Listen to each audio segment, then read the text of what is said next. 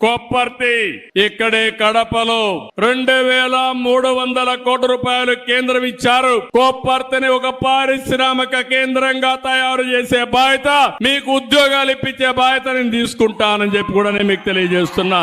ఇంకో పక్క steel plant కూడా ఉంది, దాన్ని కూడా పర్సూ చేస్తున్నాం. అది కూడా వస్తే ఈ జిల్లా ప్రగతి జరుగుతుంది. ఇంకో పక్క ఇది కాకుండా ఎంఎస్ఎంఈ పార్క్ ఒకటి ఇక్కడ పెట్టి ఇంతకుముందు ఆఫీస్ ఉంది, దాన్ని ఎక్కడా మార్చడం లేదు, ఇక్కడే ఉంటుందని కూడా మీ అందరికి హామీ ఇస్తున్నా.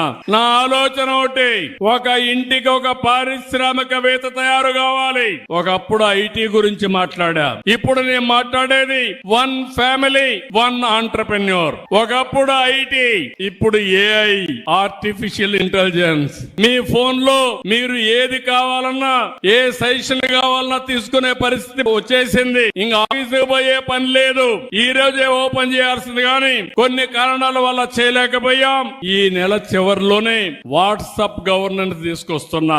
మీ సెల్ ఫోన్ లో మీకు ఏ పని కావాలన్నా ఒక మెసేజ్ పెట్టినా, మీరు మెసేజ్ పెట్టడం తెలియకపోతే మామూలుగా మీరు మాట్లాడినా మీకు ఆ పని చేసి పెట్టే బాధ్యత ఈ ప్రభుత్వం తీసుకుంటుంది. ఆఫీసులకు పోయే పని లేదు, ఆఫీసులే మిమ్మల్ని ఎదుర్కొంటూ వచ్చి మీరు ఎక్కడుంటే అక్కడ పనులు చేసే పరిస్థితి తీసుకొస్తామని కూడా మీకు తెలియజేస్తున్నా. ఇలాంటివి మీరు చూసినప్పుడు, ఇంకా కొన్ని విషయాలు వచ్చినప్పుడు, రోడ్డు వ్యవస్థ మీరు చూశారు, రాయలసీమలో ఎయిర్పోర్ట్లు చూశారు, ఇప్పుడే చూశారు మన ఎయిర్పోర్ట్ ను కూడా 250 కోట్ల రూపాయలతో టర్మినల్ కూడా కడుతున్నారు. నేనే రన్వే కూడా ఇంప్రూవ్ చేయించాను. అప్పట్లో నేనే నైట్ ల్యాండింగ్ ఫెసిలిటీ పెట్టాను. 5 ఏళ్లు ఒక్క ఫ్లైట్ రాలేదు, ఇప్పుడు ఫ్లైట్లు ప్రారంభమైనాయి. భవిష్యత్తులో కడప కేంద్రంగా అనేక నగరాలకు కనెక్టివిటీ వచ్చే పరిస్థితి వస్తుంది. ఎక్కడికి పోవాలన్నా మీరు వెళ్ళి పని చూసుకొని సాయంత్రం ఇంటికి వచ్చే పరిస్థితి వస్తుంది.